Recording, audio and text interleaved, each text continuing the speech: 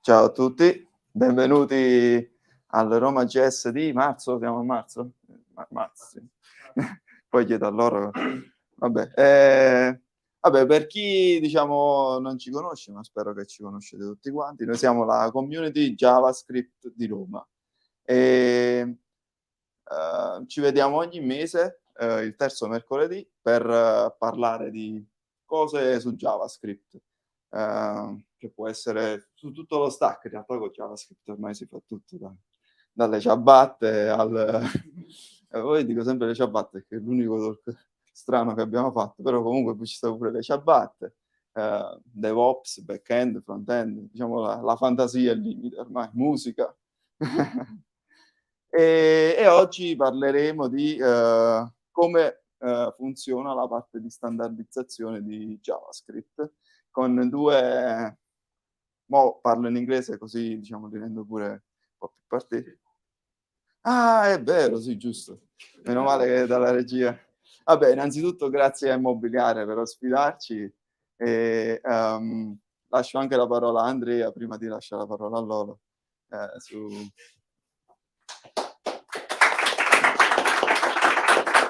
Ciao a tutti, benvenuti. Questa è una delle nostre sedi in Italia. Siamo Immobiliare Labs, il polo tecnologico che sta dietro il nostro prodotto di punta, che è appunto Immobiliare IT. Lo replichiamo in modalità multi-tenant per tutta l'Europa, quindi anche se vedete anche il brand Indomio sparso nelle diverse società, è appunto perché in modalità risico stiamo andando a conquistare l'Europa. Facciamo tutto internamente, è un polo tecnologico enorme, ad oggi composto da super giù 150 ingegneri, sia dalla prototipazione fino ad arrivare al controllo dell'ultimo bit sulla parte di networking. E questo è quanto. Siamo davvero super contenti di ospitare ancora una volta questa fantastica community. Vi auguro un buon proseguimento. Alla fine dell'incontro ci spostiamo in cucina, non scappate, al piano di sopra per un piccolo rinfresco. Faremo anche un piccolo sorteggio per chi vuole vincere il piccolo Immo, il nostro fantastico peluche. E niente, buon proseguimento, grazie.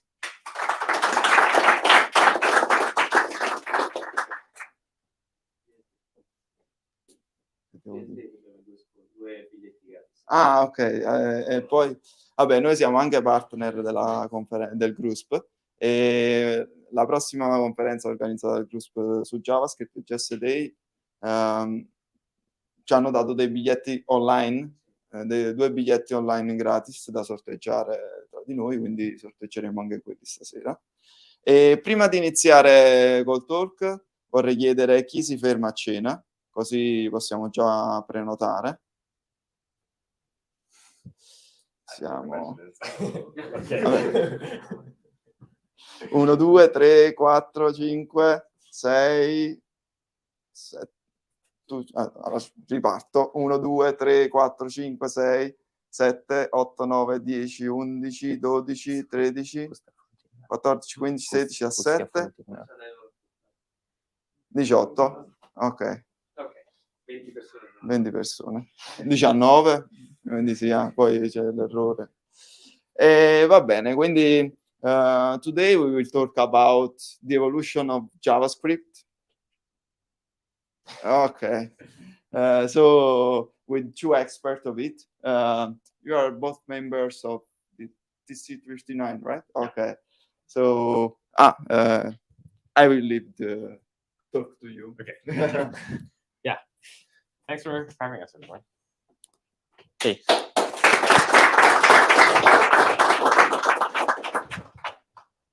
Okay, so hello. I'm not introducing myself yet because I think we have a slide for that. Oh, hello. Yes, hello.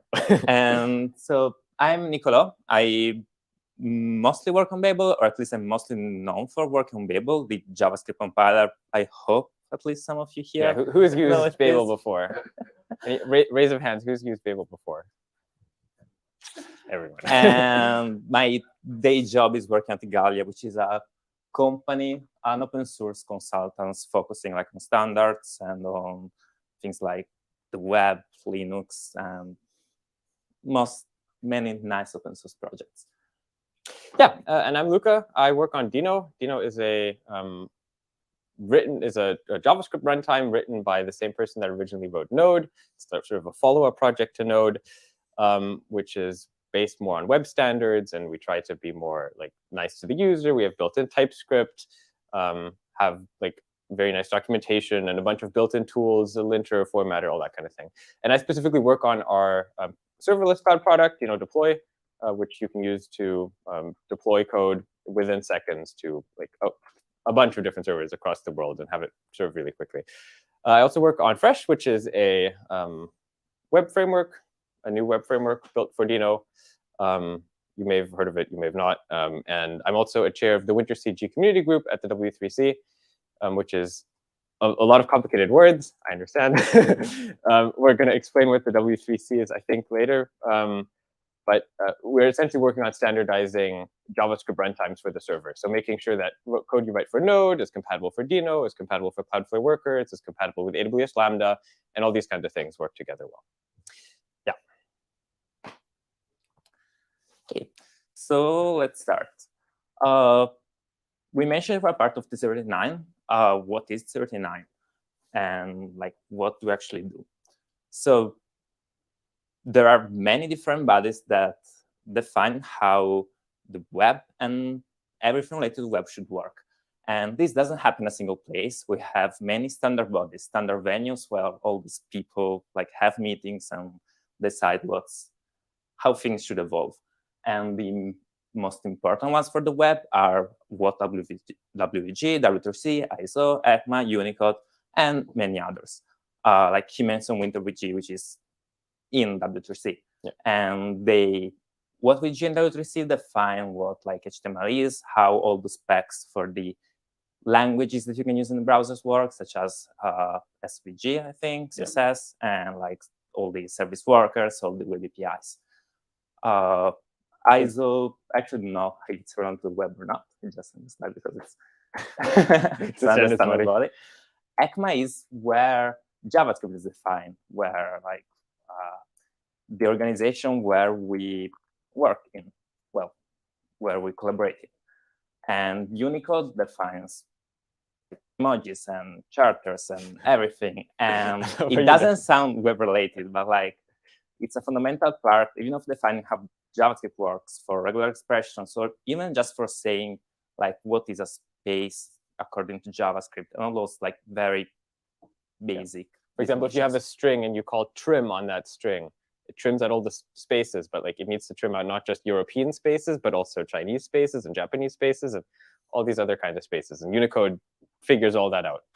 And they write a very long list with all the possible characters you can think about. And inside of these standard bodies, specifically inside ECMA, there is a group called TC39, technically commit to 39.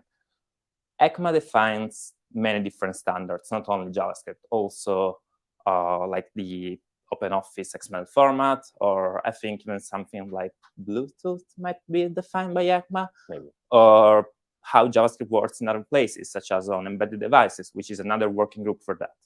And TC39 is the biggest committee in ECMA, because JavaScript is one of the main specs that ECMA works on. Who's part of TC39? There are a bunch of different people called delegates because they represent different companies.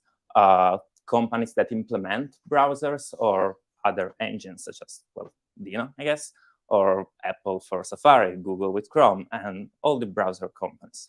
There are other companies that are just companies that rely on JavaScript for the main products, such as Sony, Netflix, and many other big companies whose main product is on the web. And there are also organizations, universities, such as OpenJSF, where Node.js is part of, or like different universities and non-profits. I think Mozilla is a non-profit. I'm not 100% sure. Very technical. And other delegates representing these companies that, like, except for the non-profit university, these companies pay to be part of ECMA. There are also invited experts that are, well, expert in some specific subject. For example, I started participating in TC39 as an invited expert because I was working on Babel, so I was often like the first person implementing a proposal, implementing a new language feature, and so they did this. Just continue. I'll fix it. And so like, this is to make sure there's not just like people who pay, but also actually people that can represent different aspects of the community. Okay. Well,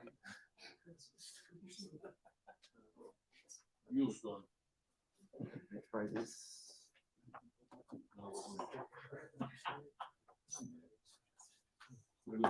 And coffee break. Yeah.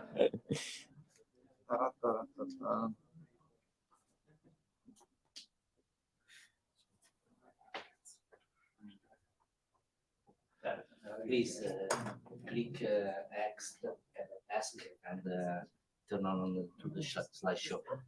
Okay. no, it's fine. Okay. Nice to meet you. Okay. End of coffee break. So I've already mentioned. I have to interrupt you because you stopped streaming that. Okay, Nope. it's resumed. It's for No? okay. Okay. Okay. I've already mentioned many of these terms just to throw them in the middle of random sentences. So to be absolutely sure of what they are, ECMA is the standard organization where we work in, and specifically means European Computer Computers Manufacturer Associations. We don't build computers. Nor do we manufacture things or are generally involved with desktop computers, but We still use computers for this, so I the guess. name fits. ECMA 262 is the name of the specification of JavaScript. There are many specifications, and this is the main one produced by us. There are also others, such as ECMA 402, which is the specification for the JavaScript internationalization API, or ECMA something else, which is the JSON standard, or ECMA something else again, which is the how JavaScript should work on embedded devices.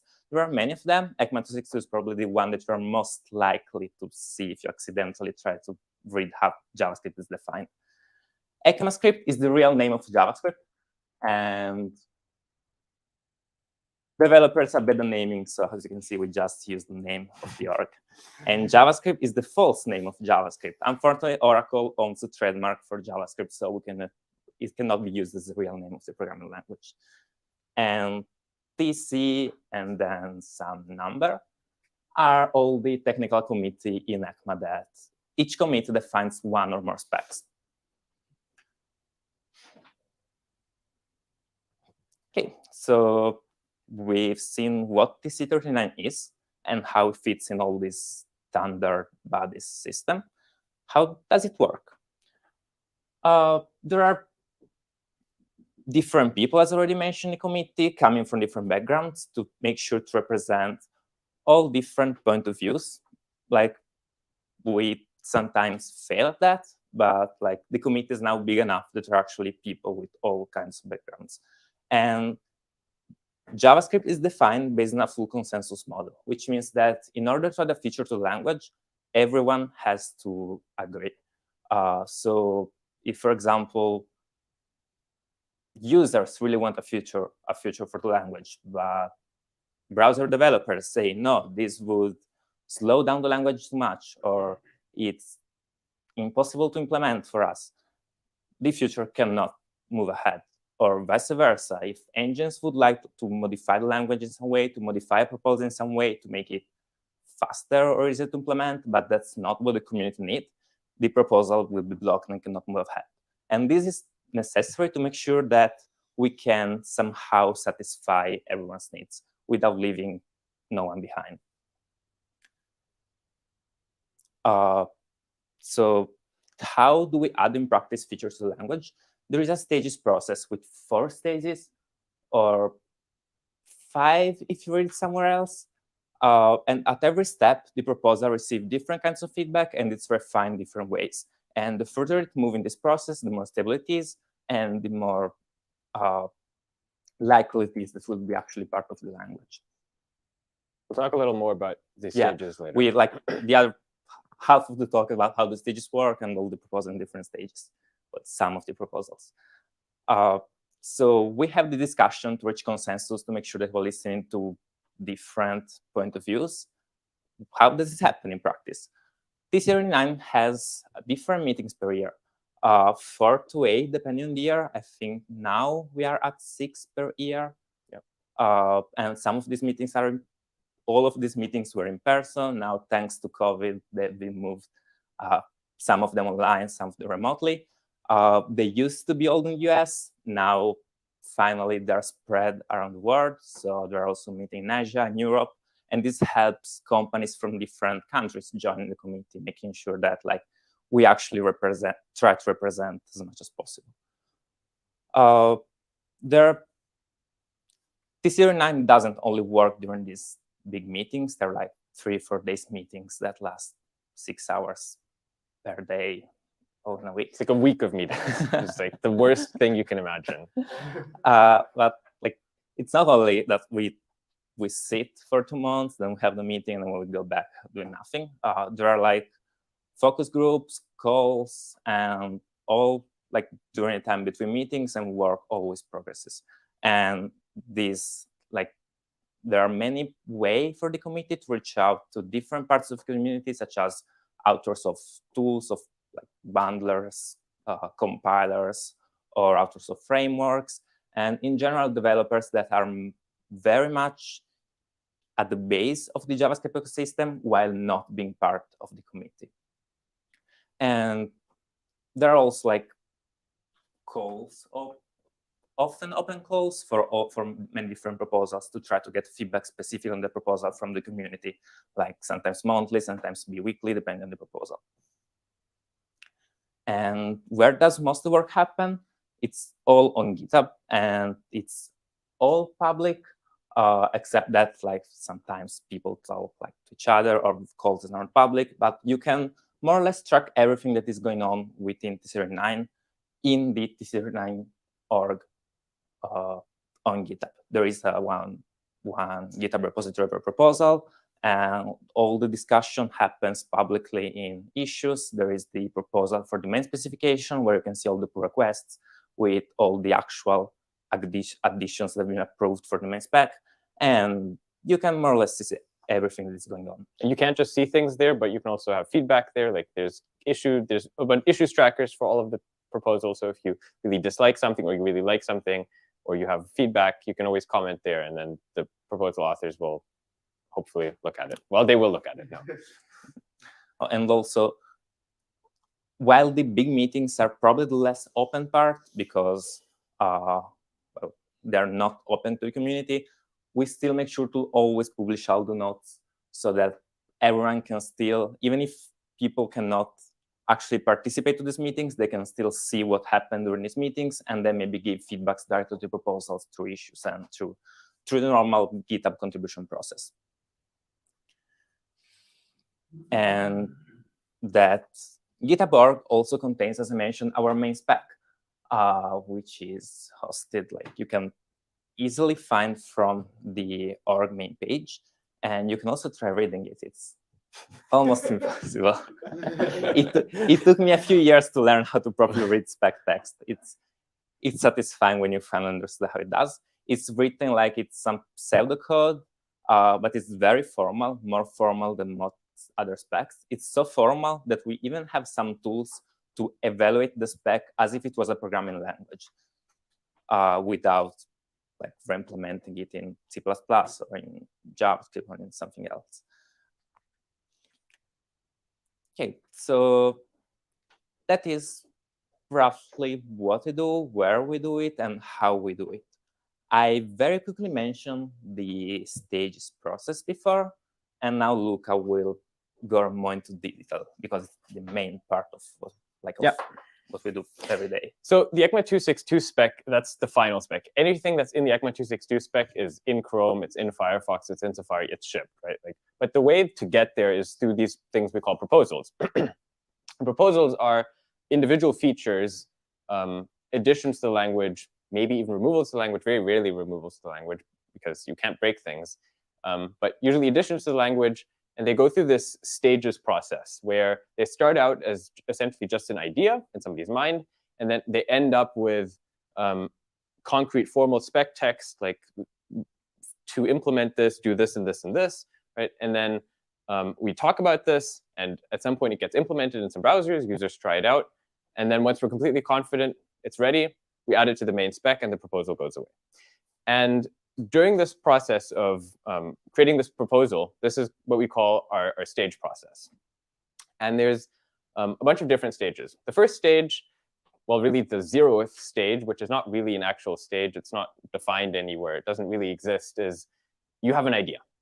You want to add some new feature to the language. You're programming with JavaScript, and you decided that the split method on strings should go the other way, or should have the arguments reversed, or have a new argument added. That's a proposal.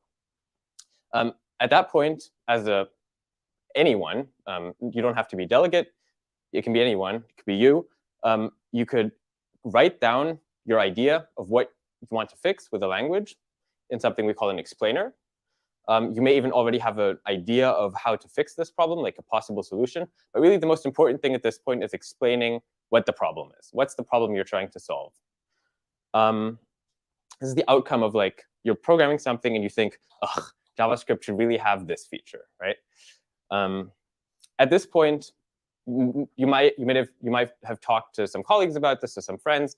This has not yet been presented to the committee. So right now, this is just a document explaining some ideas.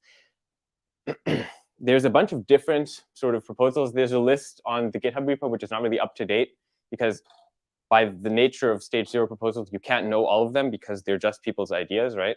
And I don't write down all of my ideas. But for some example, I don't know, what's an interesting one here? They're all not interesting, but there's some interesting proposals, I'm sure. The thing is, most interesting proposals are very quickly in the later stage, so they don't ever end up on this list.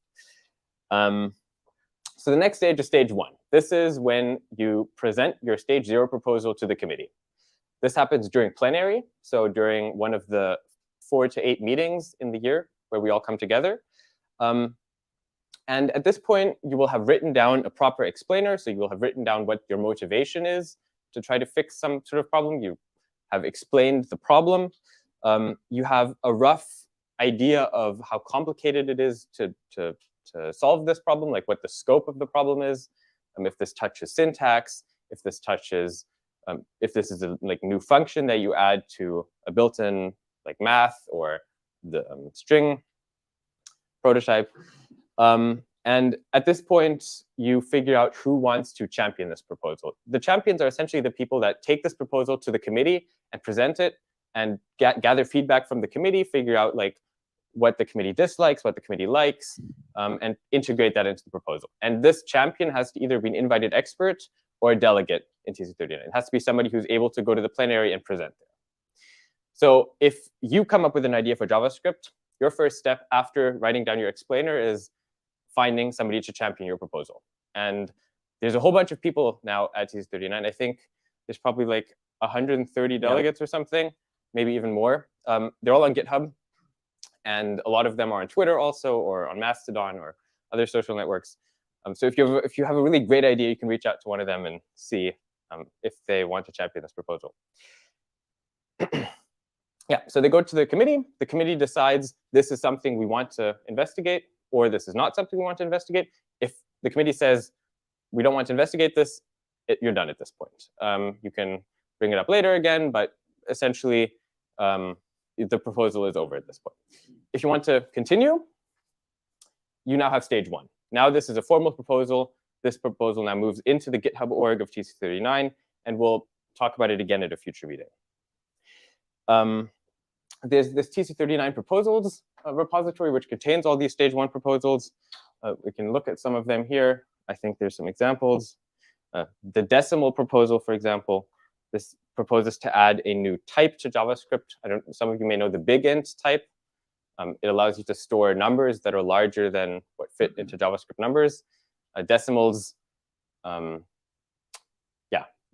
do that, but then for larger numbers. And they fix a bunch of issues that floating point numbers have. For example, in JavaScript, 0.1 plus 0.2 is not equal to 0.3, because ask some electrical engineers from the 70s.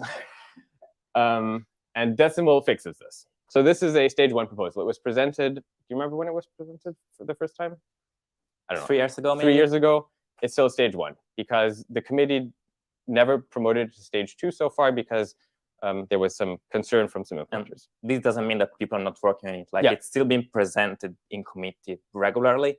It's still work going on. It just takes a lot of time to move to the next stage because you have to solve a whole bunch of problems. Yeah.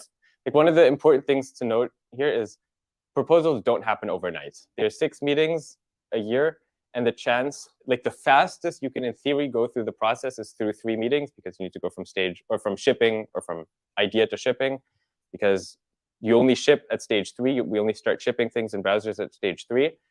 So you have to have 1 meeting to go to stage 1, 1 meeting to go to stage 2, 1 meeting to go to stage 3.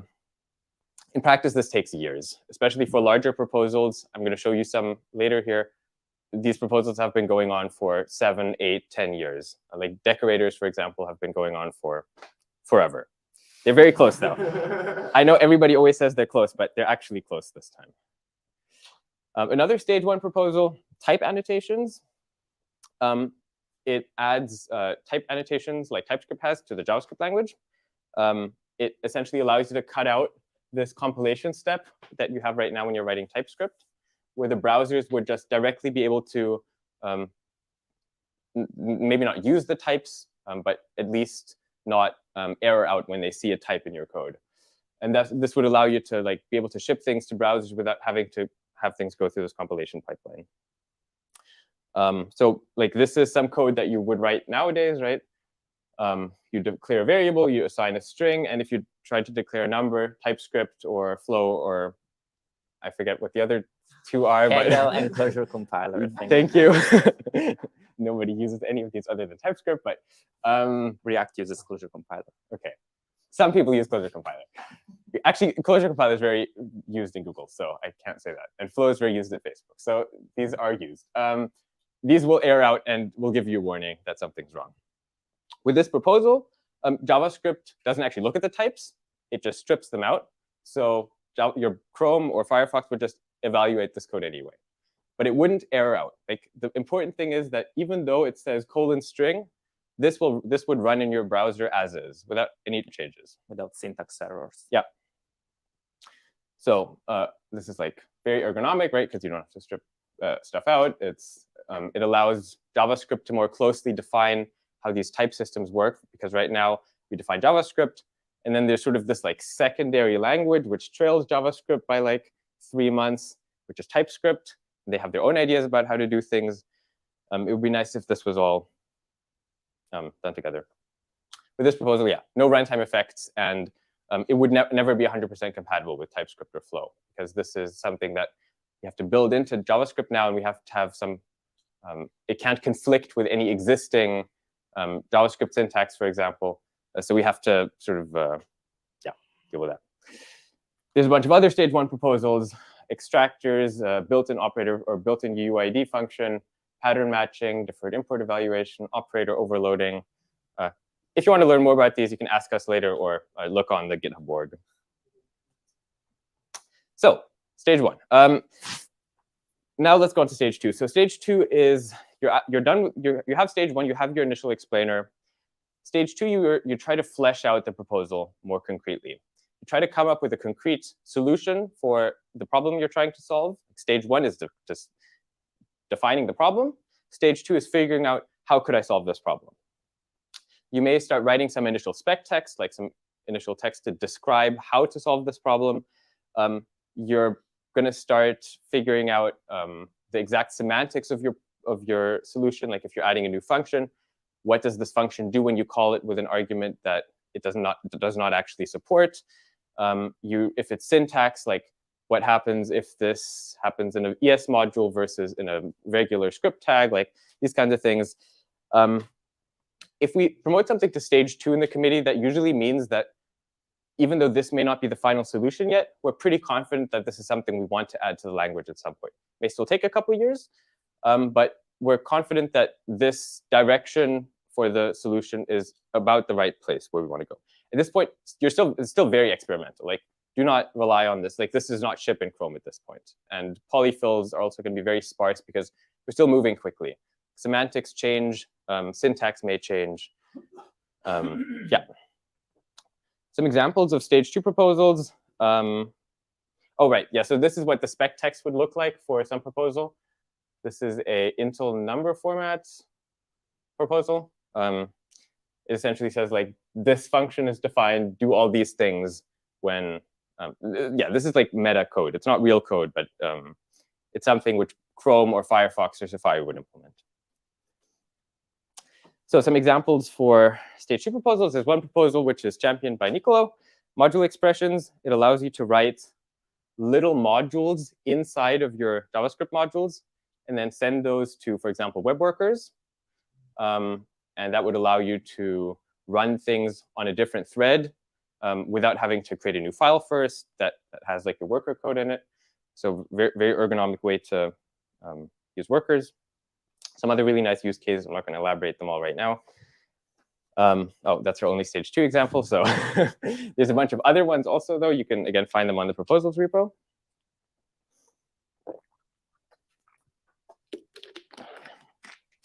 So during this stage 2, you're going to be talking to users and to implementers to try to figure out if this solution is going to be something which, A, for the users solves the problem, and for the implementers is actually somewhat implementable. Like, is this the direction that the implementer can implement?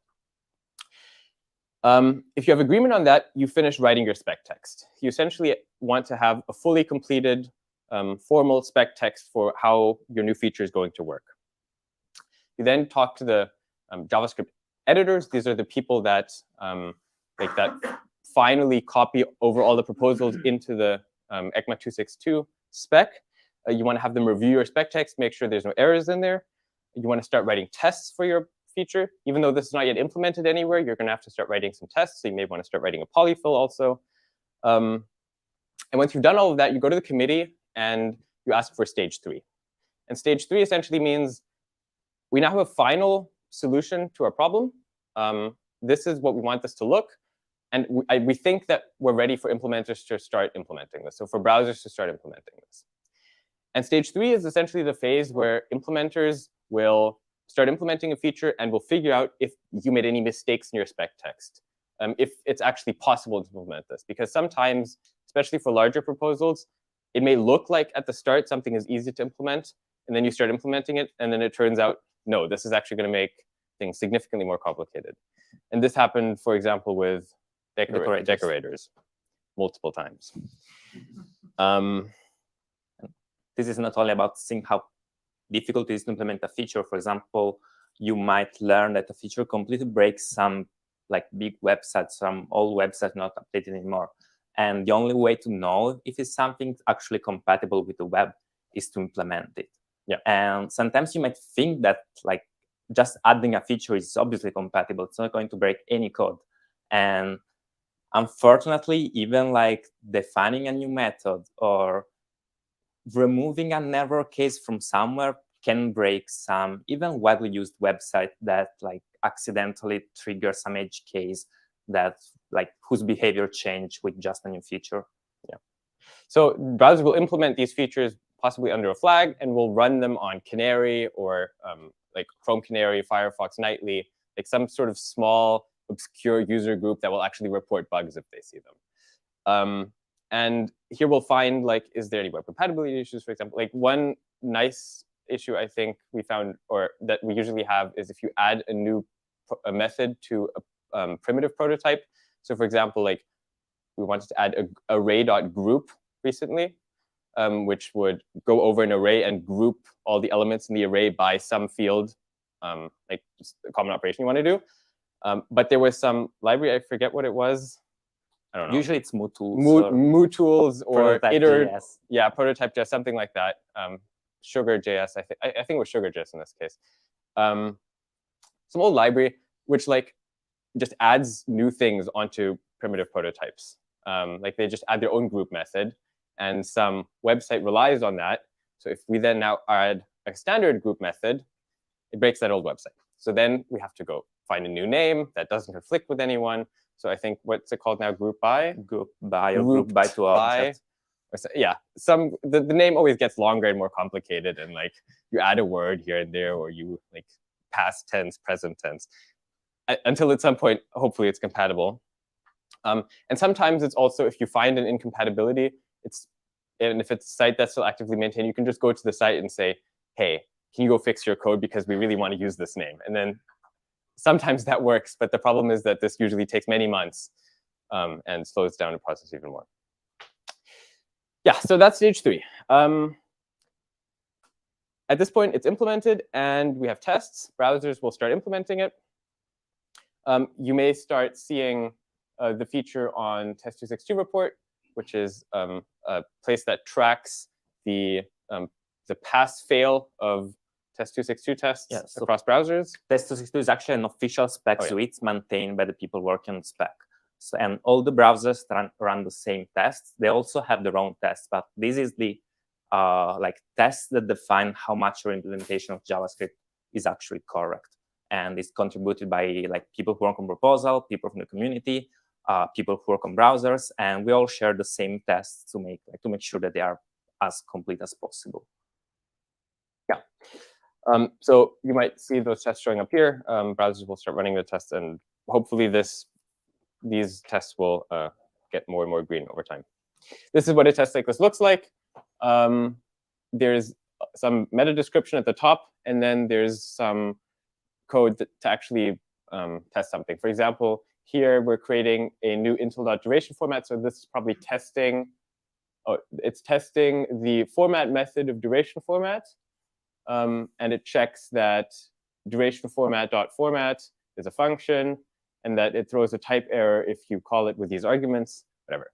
These are tests, right? Unit tests for the language. Like tests try to test every single tests have to test every single step in that meta language that you saw, trying to test all the different combinations, and often like we even find bugs in tests or cases that are not covered by the tests. So even for old features, it's always possible to like find some new edge case that's not covered by test262.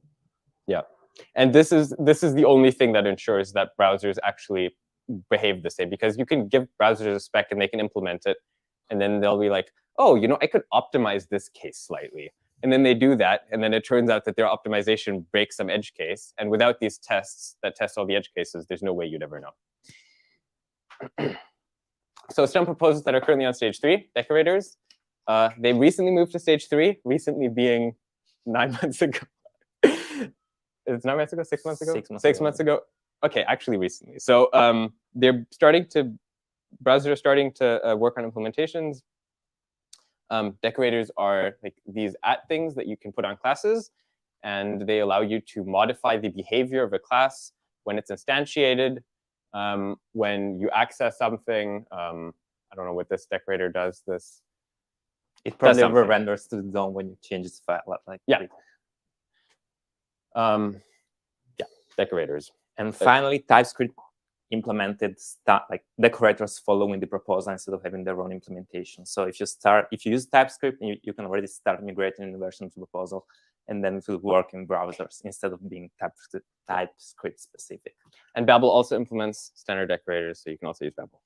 Since 5 years ago. How many different versions of decorators do you have in Babel? 4 or 5. Yeah, this is the because proposals change a lot over time. Yeah. And so like we end up with many, especially for Babel, which implements proposal when they're still like in stage 1 sometimes, or 2 for sure. Like proposals change a lot. They're very much unstable, and we end up implementing many different versions of the same proposal following all its changes. Another proposal, temporal. You may have used the JavaScript date API before and have learned to love how terrible it is. Temporal fixes this. Like, it fixes it completely. It allows you to use multiple different calendars, multiple different time zones. It allows you, there's a duration type now, which like actually allows you to express duration in something other than milliseconds or seconds, and like you can do computation with it. You can say duration.add 1 second, and then if it's 1 hour, it knows that it has to add, like, it knows how much 1 hour and 1 second is, and you can convert it to seconds or convert it to days or to minutes or whatever. This is a proposal which just recently, or no, this has been in stage 3 for quite a while. It's very large. proposal. This is probably one of the largest proposals that we've ever done. Is the largest. Or it is the largest proposal that we've ever done. And the implementations in Chrome, for example, are getting very close. They're still behind a flag. I think you can try them out in Chrome Canary, but yeah, I think we can probably expect to see this shipped in Chrome this year. Yeah, temporal. Here's some other examples. Yeah, you can subtract like number of days from a date, or check that a date equals something, or all these kind of fun things. And different time zones. And then a really cool one, really cool proposal that just recently advanced to stage 3 set methods finally allows you to call intersect and difference and union and that kind of thing on sets, which was previously like, we had sets in JavaScript, but you couldn't really do anything with them. So you can now like have 2 sets, check what the intersection is, check what the difference between them is, that kind of stuff. This one, I think just last meeting, or the meeting before? 2 meetings ago, I think. Yeah, very, very so recently. like in November. Yeah, very recently went to stage 3. This one will probably be shipping in browsers very soon here. And then after stage 3, browsers have implemented this. Users have tried it out in Canary or behind a flag. Browsers will actually start shipping this feature. Like it'll go into stable, websites will actually start using it. And then usually at this point, there's no more changes to the proposal, because at this point, we won't discover any more bugs or changes that we need to make will be done. But in case we do, we'll make those adjustments. We'll maybe have to unship a feature temporarily or adjust the feature and deal with the breakage that ensues from that. But yeah, that's what happens. And then once people are happy with it, we move it to stage 4. And stage 4 means this proposal is done. Let's add the spec text from the proposal into the main spec. So yeah, that's essentially what it is. This is purely formal. There's no extra work that happens here other than the implementers implementing it. One of the criteria is that there has to be at least 2 implementers which pass the test 262 test. So for example, Chrome and Firefox need to implement it, ship it in stable, and pass the tests. Stage 4 proposals get merged into the final spec, and then they will get included in the next yearly spec snapshot. So once a year, every June, July, I don't know. In the summer. In the summer sometime, we essentially create a snapshot of the spec, and then we call it ECMA to 2023 or 2024 or whatever. And that contains obviously last year's spec plus all of the additions that went to stage 4 that year. Some relatively recent stage 4 proposals, top level await allows you to run or put await at the top level of your modules, so you don't have to wrap your top level await code inside of an async function. See, there's a bug in the slide. Well, nothing ever calls the main function, but imagine something calls the main function. And there's a whole bunch of other things that went to stage 4 relatively recently. Error.cause is one of them. Until segmenter allows you to break strings into words or into characters, not sentences, but maybe at some point later. Array.at allows you to get indexes in the reverse order in an array, for example. And then object.has, yeah, whatever. A lot of other things. I just looked at the time, and I'm sorry, I've been talking for way too long. Yeah, so the spec snapshot happens. The next snapshot that will happen is ECMAScript 2 2023, happens in June. And you can already try out all these features that are going to be included in Chrome and in Firefox, because they don't wait until the spec snapshot. They implement things over the year, right? Because it's part of the proposal process. And also, these features usually get implemented in Babel and in TypeScript a bit earlier, so you can usually already try them out there also. Yeah, so how can you get involved and collaborate? You can help write tests. Everybody always says write tests, right? You can have feedback for ongoing proposals and GitHub issues. You can write documentation or educational materials, give talks about you can make blog posts, those kind of things. Yeah, and very importantly, just provide feedback on GitHub on ongoing proposals. It's really, really helpful. You can find a bunch of links here in this QR code for things. That's it. Thanks.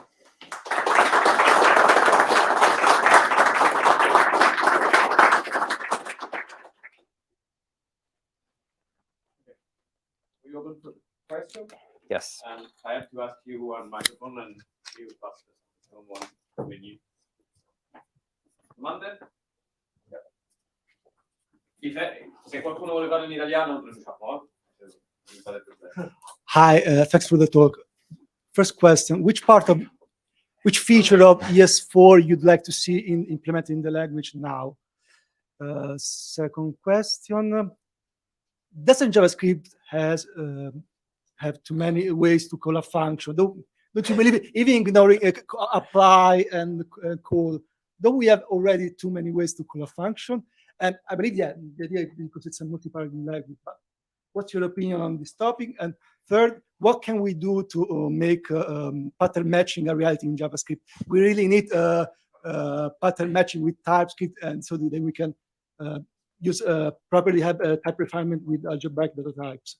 It would be really awesome. Yeah. Thanks. So on the first question, my feature that I'd add from ES4, I think types would be very cool. Never gonna happen, but yeah, if I could wish for something, it would be types. What was the second question? The first question. I actually don't even remember how ES4 looked like. I remember array comprehension, generic comprehension. I remember some less statements, but I don't remember anything actually like. I remember implementing a parser for ES4, but I've completely removed what it was about. Second question was, pattern matching was the third question. Why do we have so many ways to Okay, call function. Well, actually, we only have a single way to call a function in JavaScript now. We always have to use the parenthesis or new. That's two ways to call a function. Tag template literals. Decorators, we can consider a way to call a Yeah, function. okay, that's true. Well,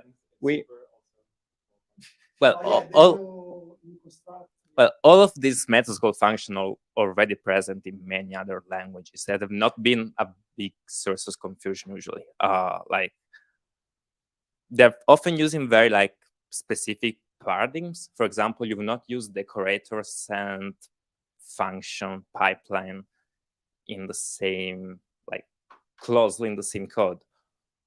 Or template literals are usually very like using some very specific places, like you don't have more than 1 or 2 tags in your app, like for HTML or string.throw. So there are some main ways to call functions, but like I don't think it's likely to cause too much confusion. I did one more. That's the guy who's working on it.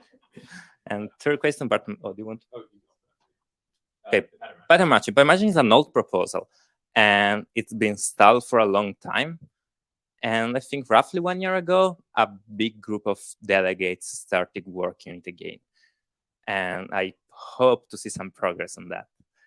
The problem with the proposal that's very big, and like finding consensus among all the people in the committee is very hard. Like they're currently trying to split this proposal in multiple smaller proposals that will not like ship at the same time to make it easier to properly focus on every single part of the proposal, because it's adding like a ton of different constructs, like a lot of new syntax.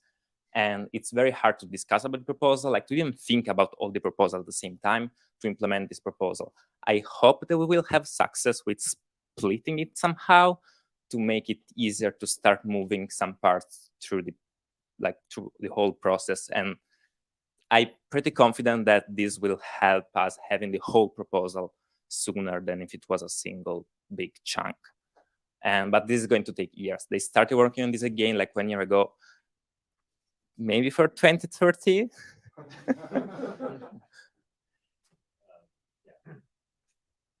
Thanks. Thank you for the speech. One question. The champion assignee of the proposal, following the old stage step, or other people, we have other people that injected in each stage or stage to help the champion or whatever? Thank you. So that's a great question. I think for many proposals, smaller proposals, you can usually get away with just one champion, and they will stick through for the entire proposal. But especially for longer proposals and larger proposals, we'll have not just a single champion, but a champion group. And those may change over time. For example, Nicolò just recently started championing the import assertions proposal, which was previously championed by 4 other people, but they weren't working on it anymore, so needed a new champion. And yeah, there's like this proposal, for example, it's a stage 1 proposal, so this is the first stage, and it already has 6 champions. Like, it shows you how large of a proposal this is.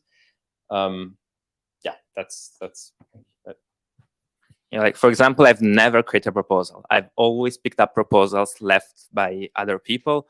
Like I started working on decorators when they were just stage 2, and then I got burned out from that and someone else picked it up. I started working on different modus proposals. I've created none of them. Other people came up with the idea. They proposed this proposal for stage 1, and like I picked some of them on stage 1, stage 2, even like import assertions at stage 3, and actually then brought it back to stage 2. But like people start working proposals at any point in this process.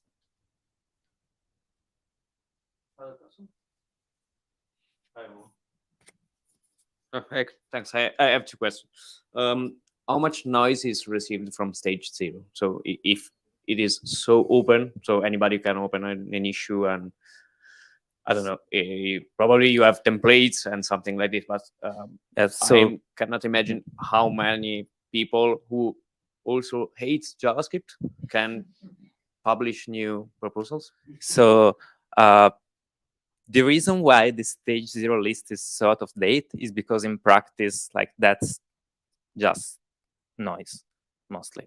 And like some ideas are good and then become proposals, but like it's very selective.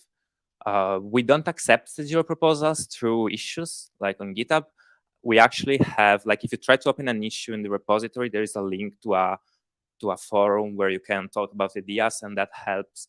Like, it's a better way to organize these just ideas and to try seeing what would make a good proposal and what wouldn't.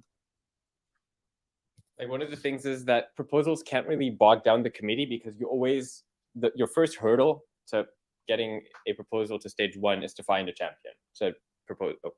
To propose it to the committee. And if you don't find a champion, or if you don't find a champion that's willing to work on your proposal, no proposal. So yeah, that filters out a lot of noise. Ok, thanks. I just ricordo a chi di casa per mandare, se vogliono mandare domande for question from home. I just remembered. And another question, I don't know. I was. It was strange to wait to be careful of implementations from libraries and something like that is not from the standard or from the browsers. So I understand that. Okay, you know, I love PHP and other several languages, and you can break things because you can choose one version and you deploy your application with one version. When we have browsers and different implementations, we must be careful about segmentation and different version and Internet Explorer and Edge, Safari, and so on.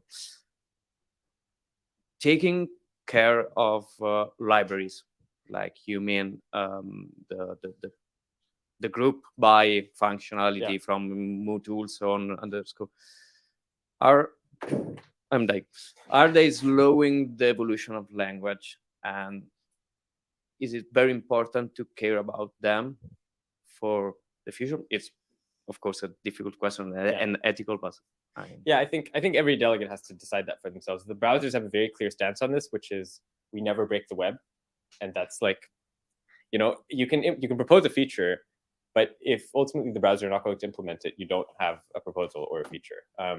So I think in some ways it could be slowing us down.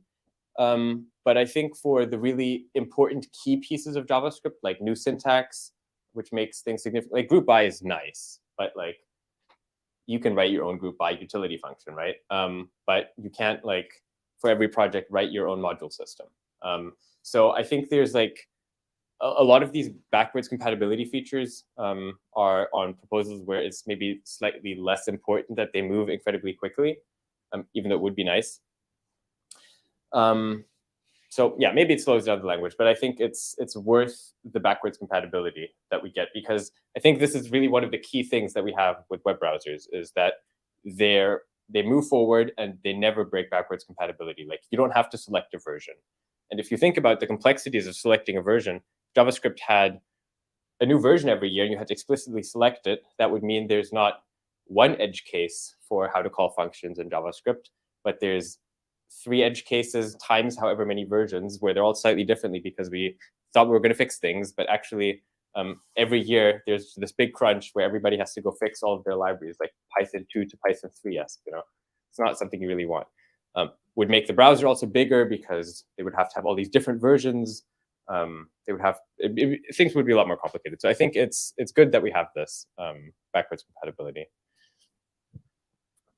Also, like, browsers don't actually care about every single website, but like some libraries are very popular or were very popular in the past. This means that they might be used on a lot of websites. So you start seeing one of the website breaking, you see why they're breaking, and you find it because of like I don't know, jQuery 2.0, which is very old but was very popular. Like it's an old version, so it's probably used on websites that are not updated anymore, but on a very big number of websites. So it's hard to estimate how bad is a breaking change. And so especially browsers try to be as conservative as possible. This doesn't mean there are no breaking changes. There have been some breaking changes, but after being very, very careful. I think one other thing to note is that it also really depends on what kind of site we're breaking. For example, if we're breaking a government site, which, like, I don't know, the government of Argentina, let's say, and they, oh, sorry, yes, the government of Argentina or Brazil or Italy or someone else, and that site isn't being maintained actively anymore, but it like is required for users to submit their taxes or to do some other important service thing, we'll never break that. But if it's like somebody's personal blog that was playing around with edge cases in JavaScript, like, you know, probably fine. Or if it's something that's still actively maintained, it's like a banking site which is actively maintained, there's an expectation that it will be updated and there's a team that will fix things as they go wrong. There may be more ability there to deprecate or remove things, because we can reach out to those people up beforehand and tell them what's going on. I have one last question. You're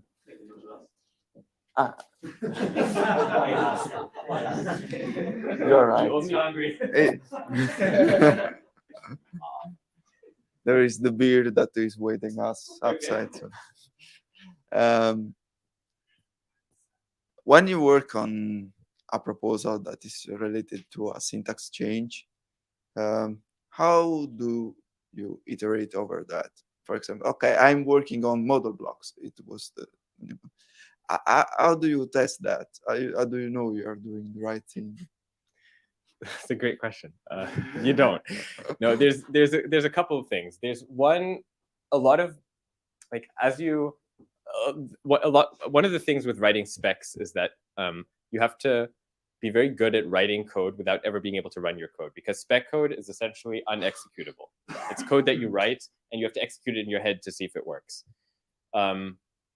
But then for things like, you can also write a polyfill or a reference implementation in Babel, for example, or we have an engine of JavaScript implemented within JavaScript itself. It's called Engine 262. And it's like a literal copy paste of the spec text, but then converted to JavaScript. So you can see if the spec code actually evaluates.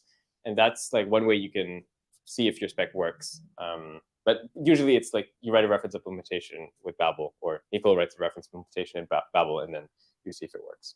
And for smaller changes, you might not even do that and might just go directly to an engine, and the engine will tell you when they try to implement it if it works or not. Like, especially for syntax, like often there isn't a correct answer. There might be opinions.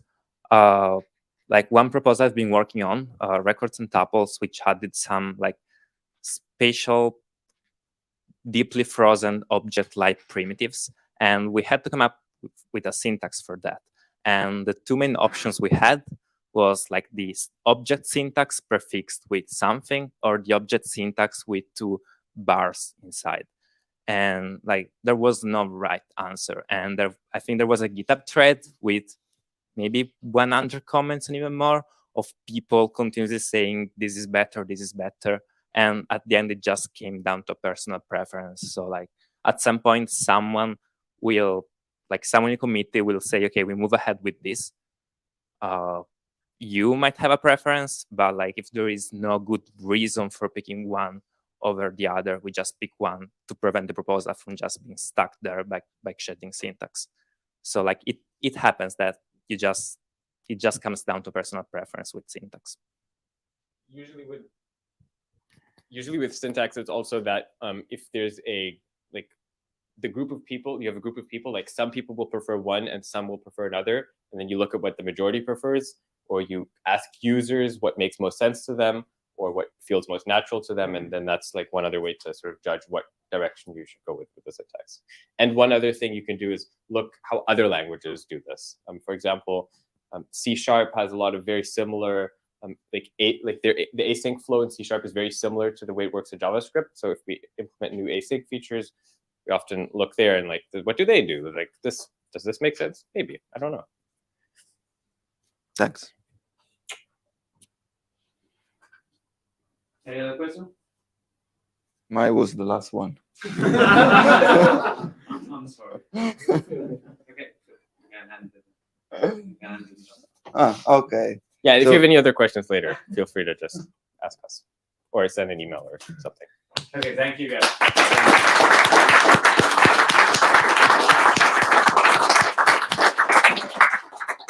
Okay, so now we have to extract for the emo and for the 2 tickets of Just a from online. What's how we can do We are it. not prepared for this. No. I can throw Like the last time, we extract a random number and we count. Yeah. Okay, It's a good shot. Yeah. let's do this.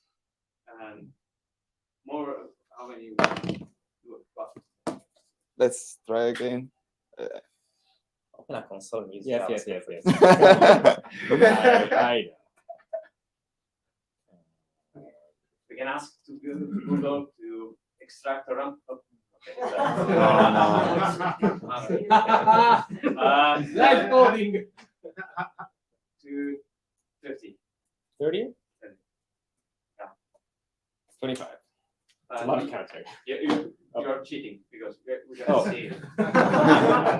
Okay. 25. And- So I start from them. Okay. 1, 2, 3, 4, 5, 6, 7, 8, 9, 10, 11, 12. I'm not good in Yes. counting. It's not so easy to counting in English. Rinizio da capo in italiano. Ok. 1, 2, 3, 4, 5, 6, 7, 8, 9, 10, 11, 12, 13, 14, 15, 16. La logica. Propongo di salutare a casa e penso che abbiamo la diretta. Abbiamo lunga qua.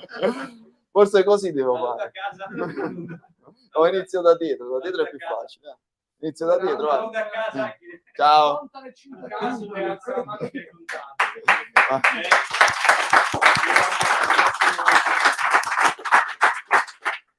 1, 2, 3, 4, 5, 6, 7, 8, 9, 10, 11, 12, 13,